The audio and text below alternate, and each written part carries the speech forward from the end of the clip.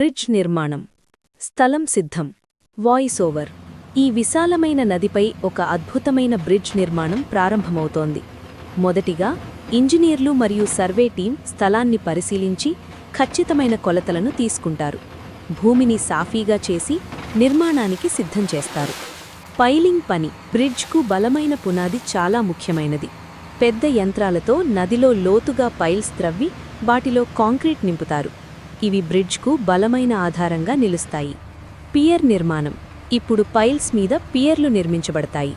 ఈ కాంక్రీట్ స్తంభాలు బ్రిడ్జ్ బరువును మోయడానికి ఉపయోగపడతాయి. దశలవారీగా పియర్లు ఎత్తుగా నిర్మించబడతాయి. గిర్డెర్ అమరిక. భారీ క్రేన్ల సహాయంతో పెద్ద గిర్డర్లను పియర్లపై అమర్చుతారు.